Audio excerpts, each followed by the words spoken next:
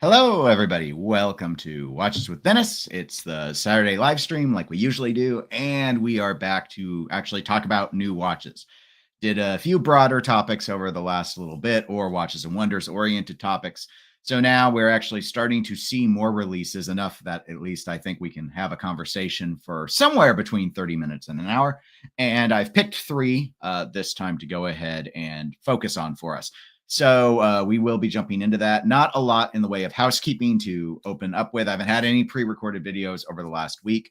The review for the Patek Gondola will be soon, but I'm not done scripting it. I always write out my remarks for that, in part because I have a website where I also put that information up. So I'm mostly done. I haven't finished writing it, and I haven't shot any of the footage yet. That might happen this weekend. We'll have to see. I might mow if it quits raining finally, or I should say it's finally been not raining. If it stays dry long enough, I may finally be able to get out there and get the grass cut. So obviously that cuts into my important filming time, as you all might speculate. On the wrist today is a Casio G-Shock, which will be very fitting because the first watch set that we will jump into is a new series of rubber ball prototype G-Shocks. But anyway, that's it in terms of housekeeping. So let me go ahead and greet those of you who are here live. And of course, if you're not here live, feel free to leave comments in the comment section. Liking the video helps people find the video. Purportedly, I don't know if I've actually ever seen evidence of that, but I've never really researched it myself. If you want to join the Discord, there's no cost or anything. There's a link in the description to that. There's a link to all the articles down below in the description. And there's also a link to the 99-cent Club. Speaking of which, Underachieving Watch Collector is currently a member of the club. So thank you very much, and good morning to you. Good morning, Kevin. First comment, as you often are. Thomas with the Escapement Show caught a little bit of your show this morning. Interesting panel discussion. So good morning or afternoon for those of you further out east, and maybe super early morning or evening if we go way, way, way west, depending how we do the math.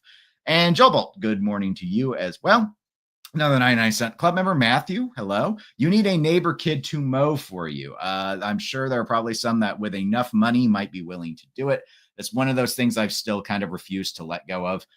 So I still, yes, I mow my own yard, a push mower too. I have a riding tractor mower in the backyard, but it's back from when I was a kid. And I got tired of changing the motorcycle battery on it. And so it's now overgrown with vines, and it's not a huge yard, so I didn't really need it. It takes me about an hour to push mow the whole thing. I change my own oil still as well. So there are a few things I have not yet outsourced. I am fundamentally at my core. Don't let the watches fool you. At my core, I am a fundamentally cheap person and still like to do a lot of things in order just to save a few bucks. Thomas said, did you see the new limited edition Tudor Black Bay Carbon 25 chronograph, Dennis? Any thoughts? I have not seen it, and so I have no thoughts. What a great discussion we just had. Duncan, 99-cent Club member, hello to you. And of course, you are greeting everyone else in the chat. Okay. As much as I love to talk about carbon and the power of, most life is carbon-based life, except some mean people in the comment section. They are hate-based life rather than carbon-based life. But we don't have any of those to deal with today, at least quite yet. So instead, let us jump into the finer things. Hodinkee will be the source of our first piece here, which is, I know my head is kind of blocking part of the little article title, but these are the GA-V01s. This is the ball version of the G-Shock. Now, I am not just don't let the G-Shock on my wrist fool you. I'm not a G-Shock expert. I have owned one G-Shock. It's the one I'm wearing. Never had another one. So I am not one of those G-Shock people that goes around and collects G-Shocks. So let me go ahead and get you a little bit of a close-up of some of these colorways here. Now, my understanding per the article that I have read is that when the originator of the G-Shock was working on it, the original design concept to make a shock resistant watch was a ball, like a rubber ball, because hey, rubber balls bounce and they don't break. Granted, they don't have stuff in them that could break, but assuming they did, hypothetically, they wouldn't break. So the idea was, okay, let's introduce something that's ball-like in order to provide this sort of shock protection. It didn't work back in the day, and instead we got these radically different G-Shocks, square models and other, larger, just sort of padded with rubber style watches. But now they have finally been able to come. I think these were out in maybe Japan, maybe, or China, or someplace has recently had this look. I think I wasn't aware of it until today, really. But so this is what ended up getting launched. Now, as you can see from the pictures, it's a little weird. So they don't have lugs because it's all an integrated case. So it's all it's all a little. I'm sorry. My eye is catching the chat, so I see the feedback so far. It's not super positive. Not every watch I pick to cover is going to be a winner, and I have thoughts as well, but I'll get to those. Specification wise, however, these are very light. They're only 76 grams. As you can see, the integrated structure of it makes it a weird way. We can't really do a lug to lug. So the dimensions of the watch are essentially 58.2 millimeters by 49.1. I'm assuming the 49.1 is what we would think of as basically the lug to lug, or maybe would be kind of the alien dot to alien dot. And the width is probably that. Assuredly has to be that 58, but 58 is a very large presence for a watch. Someone I see in the chat, it was Duncan actually, already noted 19 millimeters thick. Actually, it's 19.6 millimeters thick. So it's actually closer to 20 than it is 19. So yes, this is a massively thick watch, but again, very lightweight. 200 meters of water resistance. You can probably see the 20 bar if you're not on a phone, at least on the dial display. These are Ani-Digi. And the price is only $140. Obviously, as an Ani-Digi watch, this is a quartz-powered movement. I do want to talk about one thing that I think is really cool about them, and that is the handset. So, not the look. Okay, I guess I'm showing my cards a little bit in terms of my own thoughts about the aesthetics of these. However, the hands, like this minute hand, it's affixed via magnet. So the idea is, if the watch sustains a heavy shock, the analog aspects of the watch, the hands in particular, would be the most vulnerable to being dislodged because of that impact. So the way it's designed is, if the hand comes loose, the magnet part will grab it again. It will be re-grabbed on top of the watch, and eventually, not instantaneously, but eventually the watch will correct the positioning of the hand. And I don't know, there's an animation. Yes, here we go. There's a little, Hodinkee has a little animation of it to show you kind of, so it's got magnets around it, and then, oh no, there's a shock, and it goes wiggle, wiggle, wiggle, wiggle. But anyway, so I guess it's not going to literally pop off. It is capped on there, but so I made it sound cooler than it really was, unfortunately. But as you can see, the shock will cause it to get knocked out of position. It will fix itself. That is the concept behind that shock resistance aspects. Otherwise, yeah. Okay. Let me go and get caught up with chat before I give my own comments. I'm going to start with Andrews, who was the first one who started to get me to laugh. Atrocious. Simple, elegant word that probably perfectly encapsulates what I think a lot of people are going to think about this watch. Duncan says, hideous. On a forum, someone said it looks like the COVID virus. To a degree, it does. I would agree with that. Obviously, we already talked about the thickness. Thomas says, these look bizarre. That's a very kind word, bizarre. Absolutely awful for me, but I guess a G-Shock fan might like them. I mean, a G-Shock fan might want it for the historical provenance of like the original concept. I don't know if just because you like G-Shock, you're going to inherently like me, for example. I only own the one that I'm wearing. I like square G-Shocks. I've never been into the Ani-Digi look on them themselves. They just don't execute it in a way that I personally found attractive. I know other people who like the Ani-Digis and they hate the squares. They think they're boring. I don't know, the worst of both worlds, best of both worlds. Your mileage may vary. Matthew says, surely you buy these because they are ugly to make a statement. That might be Casio's hope for some people. I think the thought was initially that you buy this because you like the history of G-Shock. Maybe not. Maybe they love these. I don't know. Joel Bolt says, for once, I'll say a watch looks worse than an Apple Watch. Actually, I think the Apple Watch has a very clean look, personally. But of course, it looks off most of the time, so it just looks like you're wearing a black screen. Same problem I have with modern large LCD pinball machines. It's like when they're turned off, you don't see any art, so they're kind of boring. Koji says, looks like a virus particle. Someone earlier referenced COVID as a molecular viral image that they're reminded of with this. And Underachieving says, perfect watch to recommend to my frenemies. They will be your full-on enemies, perhaps, after you recommend it. My thoughts, I can't say not to. I mean, if I disagreed with you all, I would go ahead and buck the trend a little bit. I really can't here. Visually, there's basically nothing I like about these. I don't like the shape of the hands. Reminds me, there's a micro brand that has watch hands that try and look like fountain pen quills, and they do, but like the watch in and of themselves doesn't look good to me. Like that's not a good aesthetic to go for. This, maybe it's because of what they're doing with the magnets and stuff, but these just really, there are other brands that have handsets like this. The hour and minute hand look very, very similarly tipped and similarly sized. They're just different lengths. The anti-digi properties here, and this may be true for other G-Shocks as well, it's not particularly readable as short as that hour hand is. I just don't get it. The digital display is fine, but you've obfuscated a lot of it with a great deal of rubber. To me, this looks like do you remember the Timex Ironman? This reminds me of a Timex Ironman case meets a Seiko Monster. The thing is, well, I've never owned one. I do like the look of the Seiko Monster. It's a very aggressive look that isn't going to be for everyone, but I do think it's visually interesting without feeling kind of stupid. This, again, like a jellyfish meets a COVID molecule and it fell into an Ironman strap. Like, I don't know how to describe it, but yeah, visually, it just doesn't work for me in any way. It's exceedingly large, and I understand 76 grams is light. It's going to wear great in terms of properties on the wrist, but I mean, 58 by 49 millimeters. It's a lot of rubber, guys. It's a lot of rubber. And so absolutely not. Again, $140. I think plenty of people would buy a watch like this on a lark, just maybe for the lulls. Maybe you do pull an underachieving and you frenemy it to someone, stocking stuffer. I don't know. It's a little high for a stocking stuffer even, but yeah, I don't think we're going to see this go gangbusters. I haven't read a lot. There are a few comments on the Hodinkee article I saw. Most of them, I'd say, probably aligned. I don't know if it's most of them, honestly. A number of them aligned with what the chat here has been saying, which is basically ugly, hideous, atrocious, bizarre, just visually not working for them. I guess if you want, I'll give Casio some kudos. They clearly have gone with a look that is very different. I do think that the corrective handset technology for the analog aspect is cool. I think that's a really interesting idea. And I have to believe they can do it in a more attractive way.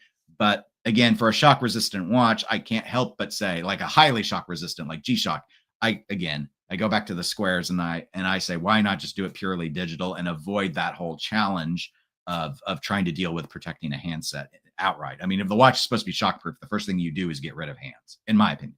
But your mileage may vary. So, all right. So that was the first watch. That was the only one I absolutely did not like aesthetically. So these other ones are going to be more positive. Now, you all might not like them, but I'm going to be more positive on these next couple, but not in all regards, just visually.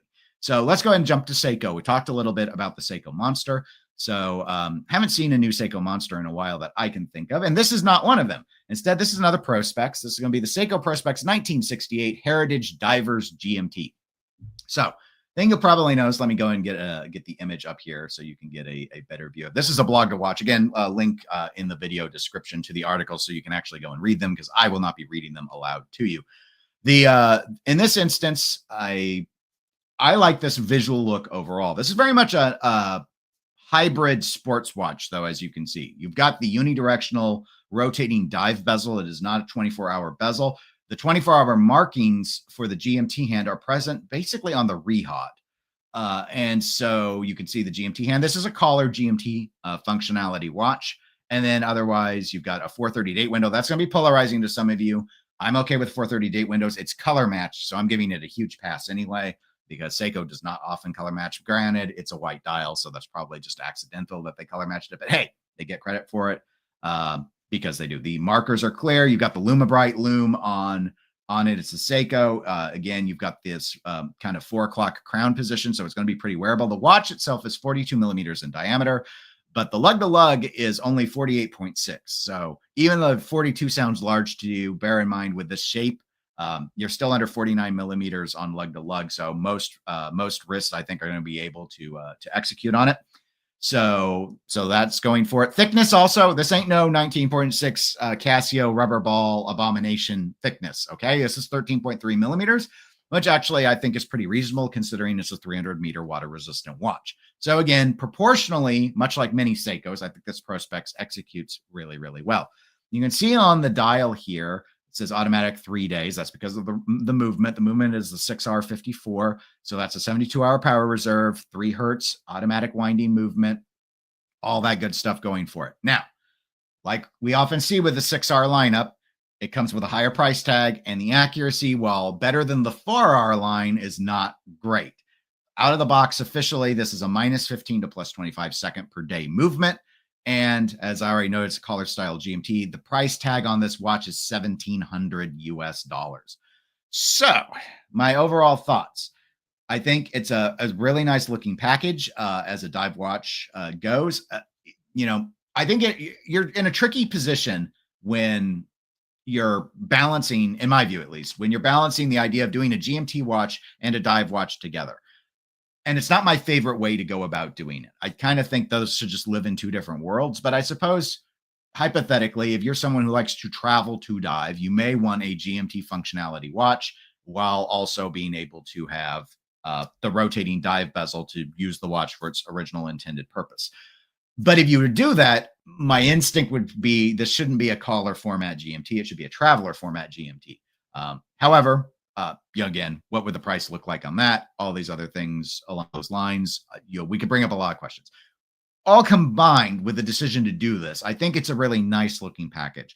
I would argue I think it is overpriced. I'm not, for Seiko and what they've been doing lately, I'm not shocked by this price. I think 1,700 is in line with what we've been seeing out of the 6Rs and all the rest of it. I think a blog to watch actually in their article, and again, you'll want to read it yourself, but I believe towards the bottom, they did discuss the pricing a little bit and noted this is running higher than the brands. Yeah, it's slightly more expensive than the 1968 Divers Modern Reinterpretation GMTs. But again, this has a micro adjust clasp. I didn't mention that, but it does have the micro adjust clasp. We might be able to have, I don't know. I think there is a picture of it. Plus the other GMT it was being compared to is not 300 meters of water resistance. So this is a better spec watch. And so that the price went up versus the prior one, understandable. There you go. Here's a picture of the micro adjust. So, but that being said, while I think this overall is a really nice looking execution to the Seiko, I remain, I'm too jaded to be truly appalled, but it's YouTube. I gotta be a little extreme with my words. I'm appalled, guys. I'm appalled that Seiko is commanding $1,700 for such an inaccurate movement. And the idea of the watch, I think, is better suited to a traveler GMT, not a collar functionality, though I don't think most people are going to lose sleep over it either way. So yeah, it's a nice looking watch. It's not for me. Even if the price was good, it's not for me. I have zero interest in another GMT watch. I have a whole one. And I also personally don't, I have one whole dive watch, and I haven't ever sat there with both of them in my hand and said, gosh, I sure wish I could glue them together and have a dive GMT. It's kind of like dive chronographs. I have zero interest in diving chronographs, but these are just some of my personal preferences. But I let you guys know so that you know what my biases are coming in and giving you opinions. So anyway, overall, pretty nice look. Too expensive, bad movement. Okay, so catching up with folks, Underachieving said, perfect white elephant gift for watch YouTubers. He does not mean the Seiko. He means this. The the GA-V01 rubber ball inspired former based off prototype G-Shocks. But back to this one. Joe, I made it to the live just a bit late. And I know from the labeling that you used the emoji with the dead lawn chair, which is one of my favorite. No, not the shirt I sell is better than the emoji. The emoji is, hey, what can Dennis do? And shrink it down to like 8x8 pixels. And the answer is something that looks probably worse than that rubber G-Shock ball watch. Thomas says, this looks nice, but do Seiko really need another GMT? I think they came out with this collar GMT movement relatively recently. I can't remember exactly, Thomas, if it was 2024, 2023, but I think it's that new, the 6R that does this. I think they're just trying to use it a lot more to justify the R&D for the development, but that's just my guess. Tap 1999. Yo, well, yo back. Welcome to the live stream. Underachieving says, I bet Dennis would like another watch. Thinky face. I probably always would like another watch, but I don't want this one. I don't hate this one, but I don't want this one. I wouldn't mind getting like another turtle maybe from Seiko. I had a Prospex turtle, a king turtle. It was pretty comfortable, but here's the thing. I tell myself, I like that turtle. The turtle wore really well. I never wore it. I like, it's the weekend and I put the G-Shock on. And so I'm not, I'm more of an enthusiast than a real collector. If I don't wear the watches, unless I'm keeping them for a certain, like a sentimental reason or whatnot, I start to go, I should sell it. I should sell it or I should re-gift it to someone else. I guess I should say gift it if I didn't get it in the first place. Not re-gift, it's just a gift. That's always a thing. So the struggle is real inside my brain, but that's why it's a struggle. Arthur says, hi, Dennis. Sorry I'm late to the party. There's no need to apologize. There are plenty of other better channels to be watching, quite frankly, but I appreciate you coming over. Tap says, Citizen Suyosa, I think that's how I'm supposed to say it, is a steal compared to any Seiko. I'd have to do a comparison. I don't know if I would go as far as to say any Seiko, but I would say it is a steal. It's definitely a bargain price for a lot of watch compared to most of the Seiko catalog. It gets tricky with the Seiko 5s for me. The 4R movement, again, we just talked about the 6 R's accuracy of -15 to +25. The 4R is nothing to write home about, but it's a robust movement that holds up pretty well. I don't have any experience myself with the Suyosa movement, and I haven't heard or read enough on people telling me if it's a really robust movement or not. I expect that it is, given the Citizen owns Miyota, and so that their movement chops are pretty well proven at this stage. It's an interesting thing. I really like the Suyosa look in a lot of ways. Again, a watch that I've been tempted by, but then I tell myself, am I really going to wear it enough to justify the price, even though the price is good? Again, fundamentally, I don't care if we're talking about my G-Shock or we're talking about, me and having a JLC or whatever. I'm still objectively a cheap person at heart. And so the money factor is always part of the equation for me, even for affordable things. Trapfish says, good morning, Dennis and watch people. Good morning to you as well. And Ben 10 is here. Welcome, Ben. What's good, everyone? I'm wearing the Nevada Grenchen World Timer circa 1970s. What's on your wrist? I don't remember the reference number. I didn't look up ahead of time. I am wearing I could put it closer to the screen. Not that you all have seen these before. This is one of many square G-Shocks. This is one of the radio update ones, solar powered ones. I think this retailed for like $200 back. This was a gift, but I think the retail was like $200 back in like the 2018, 19 or whenever I said I wanted it. Ben says those hands on the Seiko doesn't complement the watch. I'm okay with the hands. I don't love them. Again, I think this is just the standard Seiko hands part spin that they do. But you have to bear in mind, I'm looking at this just after coming off of looking at this watch, where the hands were really the only interesting thing in terms of how they correct. But they're really, in my view, very ugly hands. It's like a Mercedes hand, but the holes have been punched out, and I don't know how to describe it. It's like they look like little steering wheels, but they're really fat and they got a little stubby point. I don't know. We're not here to complain more about the G-Shock. We might go back to it eventually, but aesthetically, I just cannot get behind that G-Shock. Trap Vision says there are a number of options at the $1,000 to $2,000 mark that would be more interesting. Jack Mason and Christopher Ward come to mind. I'm not all that familiar with Jack Mason. I have seen a lot of Christopher Ward. Personally, I haven't found a single Christopher Ward watch that the design language works for me, but I know they are very popular for a lot of people. And the value proposition is very strong because Christopher Ward, for a very long time, I don't know if it goes all the way back to their beginning, but for a very long time has really emphasized value to the customer base about doing a 3x markup from the cost it is to build the watch. So they have a reputation for this transparent pricing model. And so and you can see what you're getting for the price feature wise, like in terms of the new C12 Loco that came out with the hand polishing. I didn't like the look of the watch, but if you wanted like hand polished bridge, or not, I shouldn't say hand polished, it's just to say polished. I don't know how they polished it. If you want polished bridges though, which at the price they're offering it, many brands don't do that. I mean, again, I've often criticized Tudor, which has a design language I actually like quite a bit, for doing display case backs on movements that look less decorated than Oris.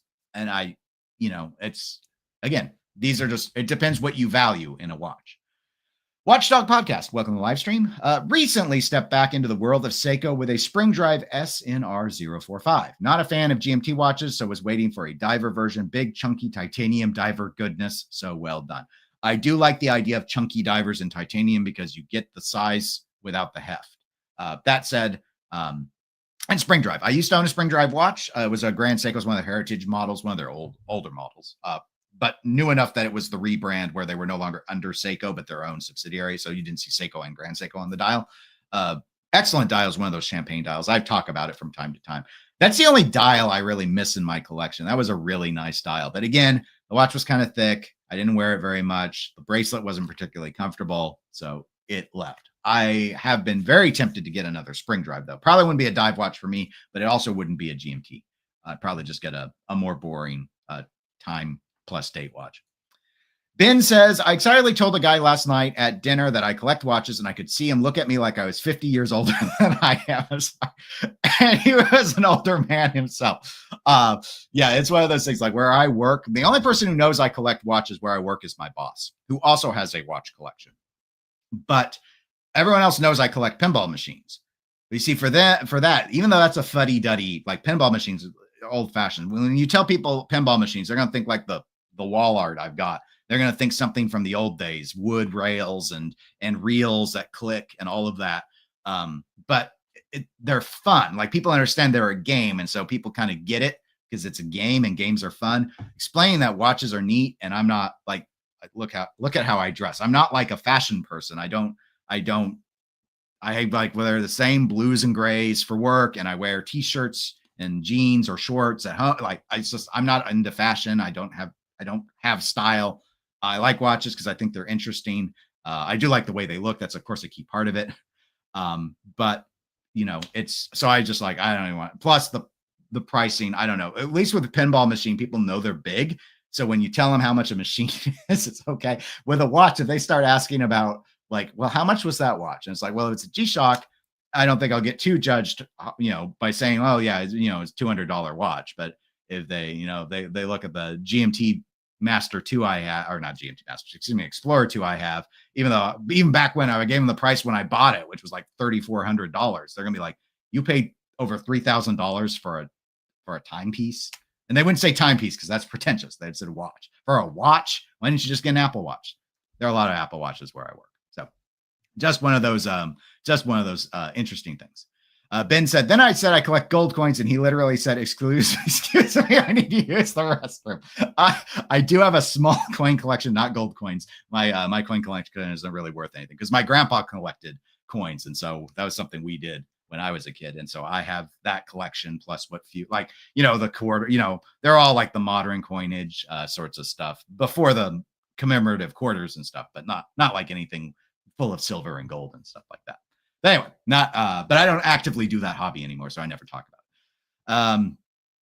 If I could only hear the thoughts in this head. Well, thank you for sharing the story because it definitely amused me. Tap says, thoughts on Christopher Ward Loco. I do have a first thoughts video you can go and check out if you're curious about it. My overall thought is, it's if you're into the polish work and such of the watch, it's an excellent price for what it is. Aesthetically, I don't care for it. It reminds me too much of the Breguet Traditionnel meets a Chopek. I just like a lot of their vision, like I just don't. Too much was dedicated to showing off this bridging on the surface of it, and it's like for me it was like a glorified open heart, and I just don't like that style. So aesthetically, I have zero interest in the watch. I think it's a pretty ambitious price point, and I don't personally think it's going to be one of their better performers. I think compared to the Christopher Ward 12, I know that uses a 12 case that's been modified. It's probably a better case, quite frankly, with the downturned lugs on the Loco. But I think the 12 is just a more commercially appealing watch, and the Bel Canto is a more interesting complication than showing off polish. Look, don't get me wrong. I like to get out on occasion, not very often. I like to get out of the loop and just look at like the bridge work on a Longa or whatever. But that's not the day-to-day. I don't do that all the time. And so caring about the polishing and stuff is more of a, you're cleaning the watch crystal off and you're like, you know what, let me go ahead and admire the craftsmanship here. I get kind of the idea of it. And I think they've limited it maybe to 1,000, and they'll probably hit that sale. I heard the sales were really good, even in the US with the tariffs. So yeah, just not for me. Victor says, talking to Trap. Welcome though, Victor. Let me say hello to you. I want to I appreciate you taking the time to be here. And asks, what are my thoughts on diesel watches? Actually, I haven't looked at them enough to give an opinion, so I'd have to do some research.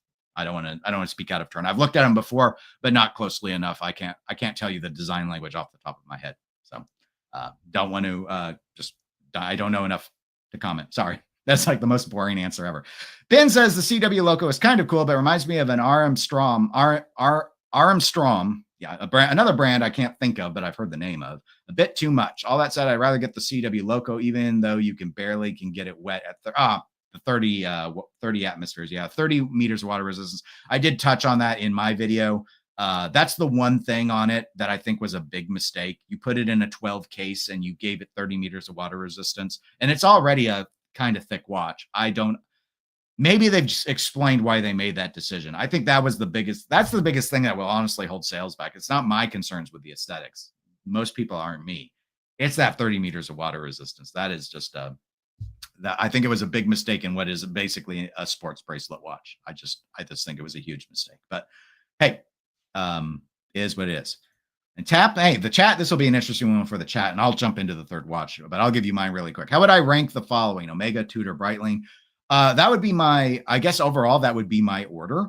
I know I've been on this channel relatively harsh, I suppose, with Omega, but it's not because I dislike them. It's because I dislike what Swatch Group keeps doing with them.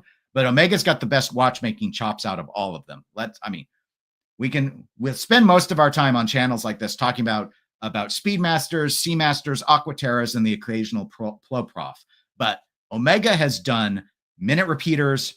They've got chiming complications. They've got, high end, gold laden stuff.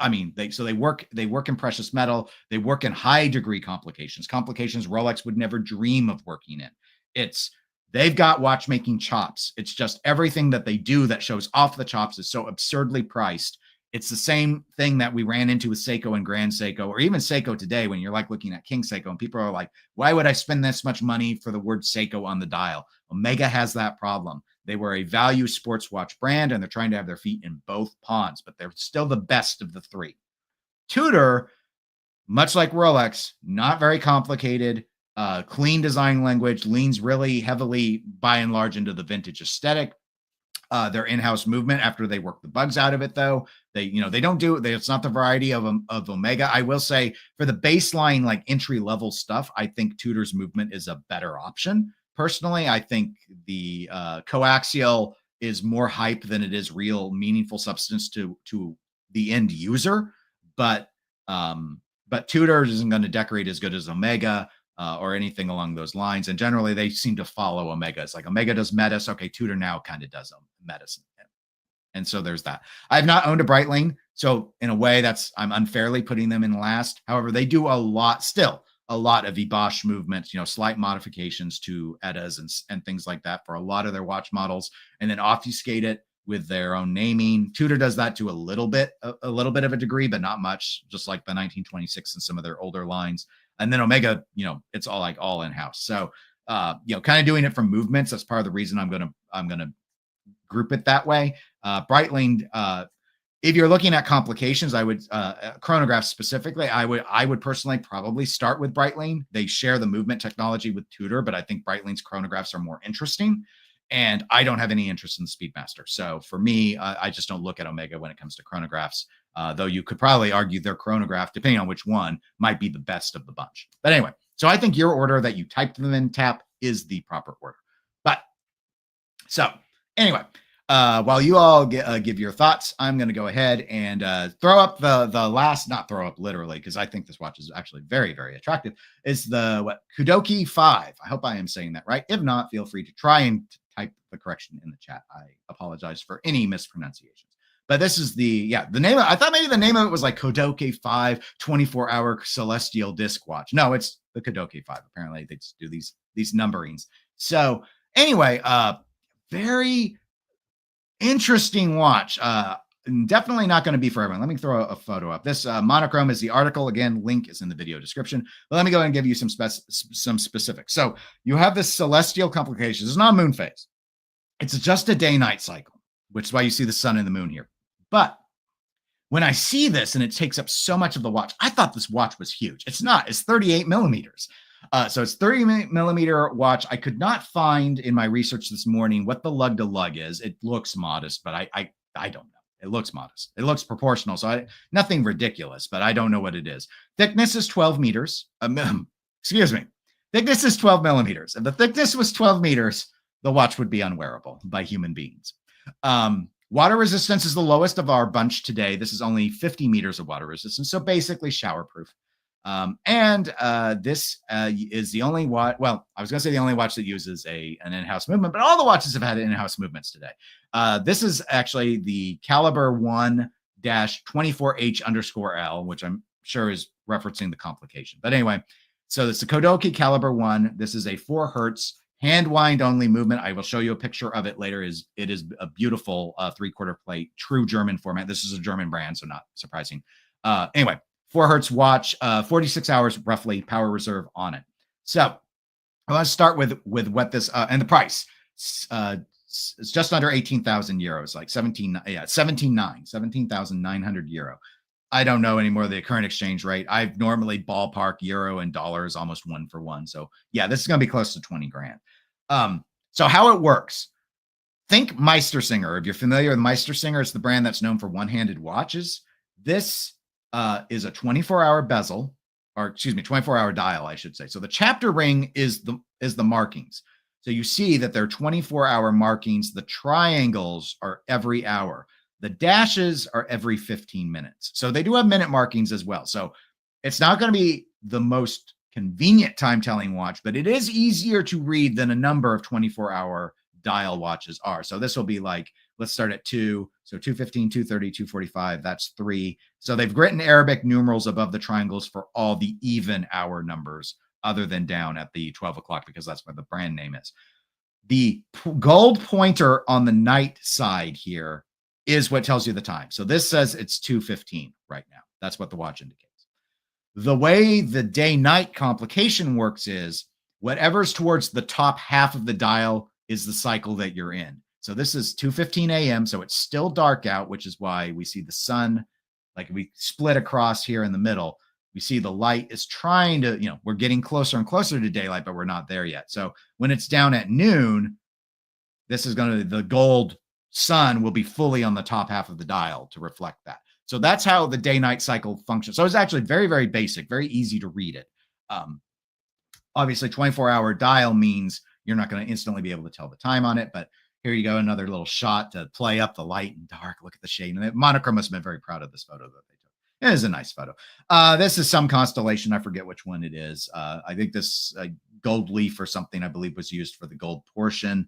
And there you go. Here's the movement. So 3/4 plate, engraved balance cock, all the stuff we kind of associate with German brands. Again, I don't own watches just to look at the movements. I don't look at the movements on my watches every day. But almost every time I see German watches, I love their movements. Even Nomos, a brand whose design language I don't like, any, like Christopher Ward. I just can't get into any of their watches. I like their movements. Their movements look nice, but they're not in the traditional German format. This is in some ways very, very traditional, but rather than doing like a Langenzone and German silver, we have this like this frosted, I almost said bead glasses, this frosted 3/4 plate, and then the balance cock just gets to occupy a tremendous, in the infinity symbol here, which is like a Kudoke special. Just anyway, very, very attractive setup. So beautiful watch. There you go. Here's a shot of it on a wrist. So you see, it is wearable. It's not 12 meters. It's 12 millimeters in terms of thickness. But anyway, completely impractical. No, not completely impractical. Would it be a watch I would buy? You know what? Gosh, I sure wish it wasn't. It wasn't $18,000. I mean, the complication is it's so basic. But I just like they gave it so much space. I think it's such a cool idea. The only thing I really don't like about the watch is the decision to make it a 24-hour dial. They wouldn't have worked any other way, so they had to do it. It's cool. It's cool. I don't imagine I'll ever own a watch that went with this approach, but it's a cool idea, and so I do want to give it credit. It's a cool idea, very wearable. I'd probably look at a different one of their series personally, because I've looked at some of their other stuff. So, it's a cool idea. So, and unlike the G-Shock we talked about, this one's very aesthetically pleasing, whereas this is very not aesthetically pleasing, at least to me. So anyway, I think the K5, I think some people just call it the K5 for short, is a very nice looking watch. So anyway, those are my thoughts. Let me go ahead and try and get caught up with you guys. Now, remember, there was a little bit of the discussion about the order of the brands. I don't know if anyone gave their own orders. Probably not. So looking really quick, but let me go ahead and touch on some stuff. Ben says the new Tudor Black Bay 58 Burgundy is so attractive. I think I'm going to get it mainly because it's a build from an older prototype. I am still tempted to pick one up, but I want it gray or used, not new. So I have to wait a while. Trap says, I believe Dennis is yanking our chains. Pinball and watches are just, I'm not the UST. I'm not sure how I'm supposed to interpret that, but are us. I'll just say it. Are us a hobbies? He's really an international enforcer. I see through your YouTube. Okay. Yes. The strange hodgepodge of things to for me to reference would be yes, pinball and I'd almost say pinball and watches don't really make much sense, I suppose, as a cover story to say I'm into those two hobbies. But actually, there's a big pinball forum called Pinside. It's run, I think, out of the Netherlands, but lots of people from all over use it. And there's actually a page on it, a thread of pinball and watches. And I think the thing is that they're both mechanical. Obviously, we talk about quartz watches and such as well. But again, aside from watches like this, even many quartz watches have mechanical moving hands and stuff. It's just people who like things that move. It's the same reason why I'll see on the pinball forum or on watch forums like Tim Masso is a case in point when for the 1916 company, when he does his Monday live streams, he brings up cars all the time. Cars and watches are two very different things, but they're both mechanical. I worry ever so much that if I dove too much looking into cars, I deliberately don't, because another hobby that can be both expensive and take up a lot of space. Watches can be expensive, and that's frustrating, but at least they don't take up a lot of space. Pinball machines, I got a whole room full of pinball machines, guys. It's a problem. I have 10 machines right now, and I have room for 7. So it's like that's my ideal collection size of 7 machines, but they're big, they're hard to move. It's people have to make arrangements to buy them. It's a hassle. It's a hassle. I'm not asking for pity. I mean, they're expensive toys. Don't pity me for it, but they're a pain. Watches are so much easier for a variety of reasons. But cars, at least you could drive a car. Cars probably more convenient than pinball, but less convenient than a watch. That's my takeaway. All right. Getting caught up. Ben says the Kudoke 5 is fire. I will put that on the screen. Also see you said, I can admit, even with having a few tutors, that I'm not a fan of the snowflake hands. I don't love snowflake hands, but I don't hate them. I have no intention of ever owning a chronograph with them because fundamentally, form following function, I feel is a message they lost there, that the brand identity and the handset identity became too important to them, and they just obfuscate too much of the functionality of the watch. So Ben says, what's the price on the K5? If it's around 8 to 10K, I'd get it. It is not. It is, as I noted, 17,900 euro. In fact, let me see if I can quickly euro, and I don't know if that includes VAT or not, which would be a factor. But all right, there we go. It's over 20K. I'll let you see it. Here you go. So currently it's $1.13 for every euro. So it'd be about 20,200 US dollars if you were to buy it. So no, unfortunately, it's about twice what you wanted to pay. All right. Ben says it's a beautiful movement. Absolutely. I'll put that one back up on the screen so people can appreciate it. Koji says it's a gorgeous movement. Tap says Kudoke is a good independent watch under 15,000. Lane, Garrick are good alternates. I've looked at Garrick, and I'm probably missing Lane's, probably like Lane or something. I think I've looked at both. Yeah, actually, I started to kind of dive into independent watches because I kind of like, they're going to take a third party movement and then just bosh it and just add their own flair and refinement to it. I've kind of wondered about getting into a watch like that, and so I've started to look more at those sort of independents that are. They're not micro brands, but they're not all like, Roger Dubuis pricing, something kind of like what Tap was saying, good independent alternatives that are luxury priced, but not like, okay, we're looking at cars now priced. Duncan says, I can't really see the point of this one. There are only 2 days a year when daytime equal nighttime. So most of the time it is wrong. Yeah. It's Part of the thing I like about, I guess, what it reminds me of is when I was a kid, and part of the reason I like watches is I had watches even when I was a kid. So when I was a kid, I had a watch with a day-night indicator. Like, I didn't know there were moon phases until I was an adult getting into watch collecting. I didn't know it was a thing. Just had a simple, pretty big day-night. I think it was a Timex. It was a quartz analog watch, but it had a day-night indicator. And it was just kind of neat while the day was going by to start seeing the stars come out. And just as a kid, I just thought it was, it was just interesting. It didn't move quickly enough that you could literally watch it because it's rotating at this sort of speed, except it was, be a half disc. So you just see half of it peeking out. This having the whole thing, given the artistic effort put into the dial, I totally understand why they wanted to show the whole thing off. It would have logically made more visual sense if they had done a divider. But if they had done the divider, they could have done the 12-hour dial, and it would have been easier to tell the time. But because they decided they needed to show the whole thing off, they had to go with the 24-hour dial. And so everything revolves around wanting to show just this off. That's the whole point. I haven't asked them. I haven't listened to an interview. I'm telling you, it is the whole point, because they've clearly built everything around this one feature. So I just respect that it embraced it, but definitely you can see why, from a practical standpoint, there are a lot of, it's to accommodate the art. What I like about it, unlike a lot of, and I have a couple, but unlike a lot of Mr. Jones watches, which greatly, in some instances, not all of them, it depends on the artist, but some of the Mr. Jones watches greatly compromise the ability to tell the time. It's almost absurd. It's a bracelet that in there somewhere is a time-telling feature. This at least has shown a lot of respect to the ability to tell the time, given the compromises that they chose to make. But I've seen jump hours that are harder to read than this watch, so I'm not going to be too hard on it. Plus, it's very, very attractive. So, all right. Victor asks, what is your favorite movement or go-to movement? That's a tough question. I've never really thought about having a favorite movement, because part of my issue is, for those that don't know, I don't talk about it too much, except maybe sometimes on State of the Collection videos.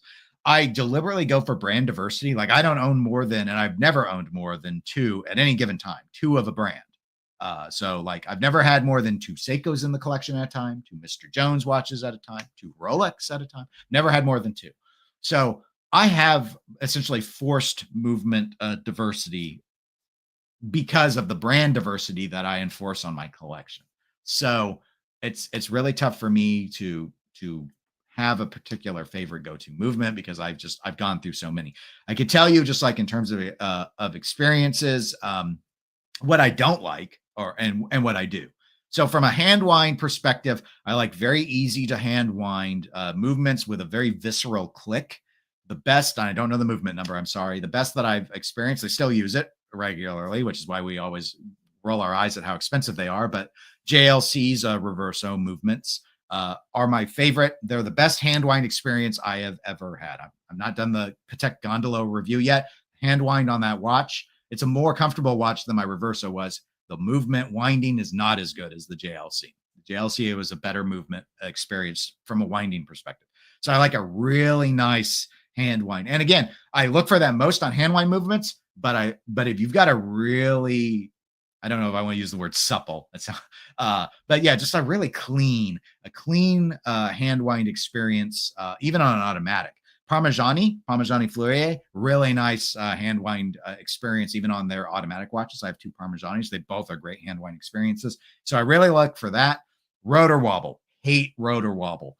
That was part of my problem with the Seiko spring drive I had, is it wasn't wearably annoying, but there was quite a bit of rotor wobble on that. My Breguet that I have, my 5177, because of how thin the watch is, there's a fairly noticeable rotor wobble to it. I am not a fan of rotor wobble. Worst rotor wobble I ever had was a Valjoux 77.5X based movement. It was an ETA 31 that was in one of the Hamilton chronographs. Despised that movement, despised that rotor more than anything else about that movement. So I won't own anything with a Valjoux base anymore.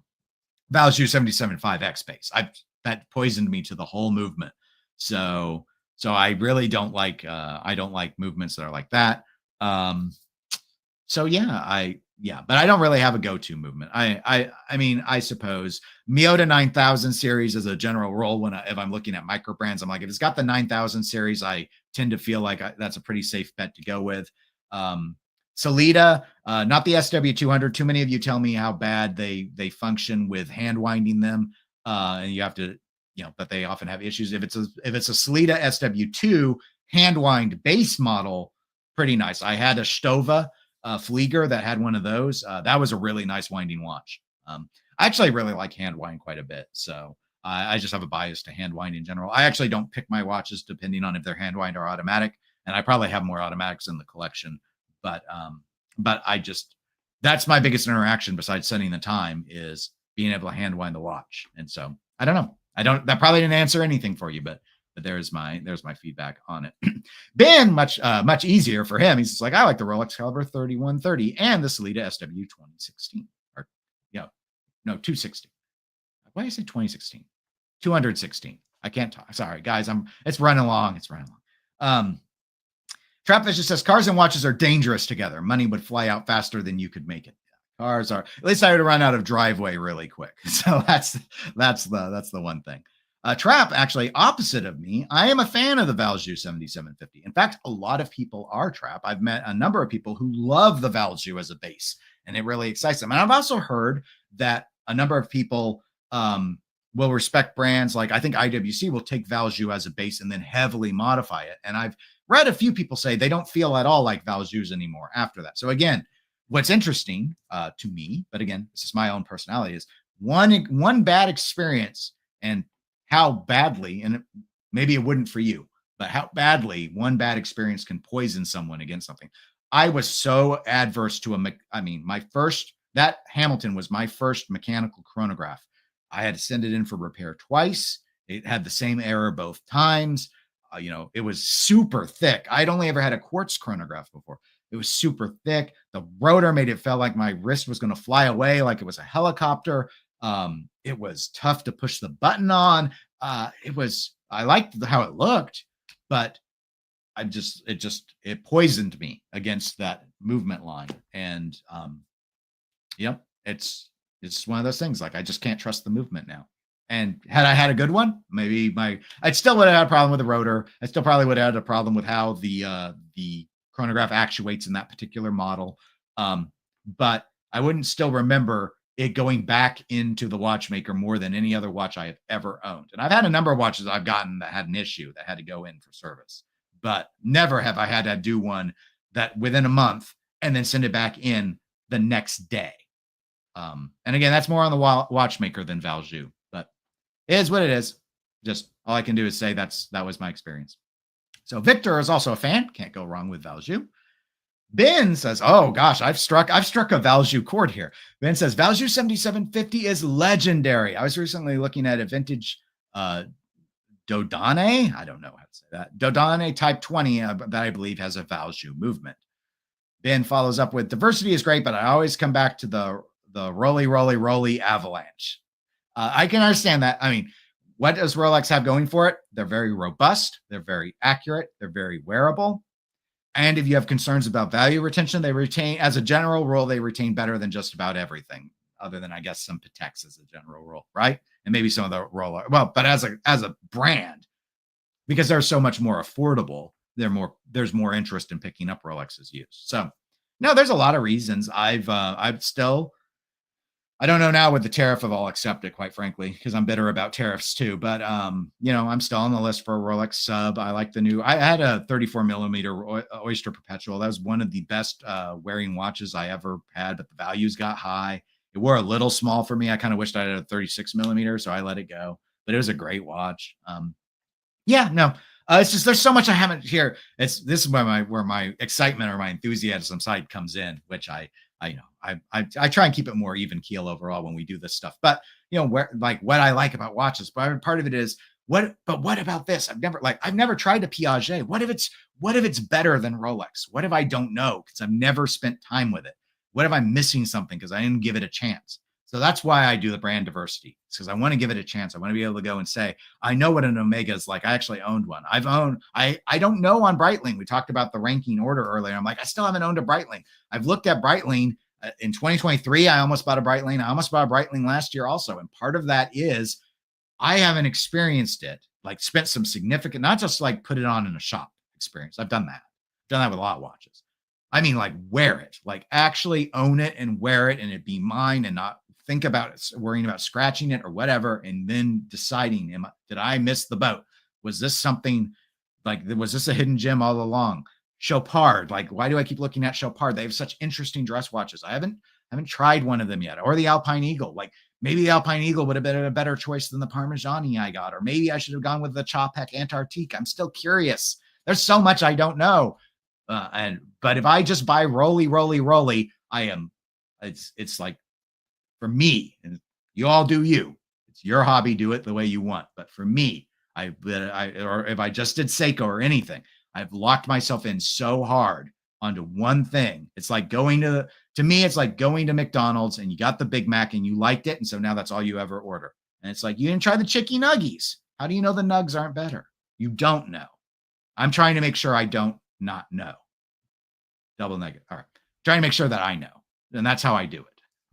Is say, no, you need to. Now, what I will do is say, all right, I'm done with the Omega 300M. Let it go. Will I get another Omega? Sure, absolutely. I'm okay. I just want to make sure the collection, I have to keep balance to the force. So I have to Star Wars it, guys. That's how I choose to approach it. Because there are so many watches. It's not like pinball. With pinball, I could empty my room of 7 and have basically all the major and a number of the minor manufacturers that still exist today. I could own every single one of them. I don't do that with pinball. But with watches, there's just so many brands, and it's so hard. I can't just go to an arcade or a bar and play them.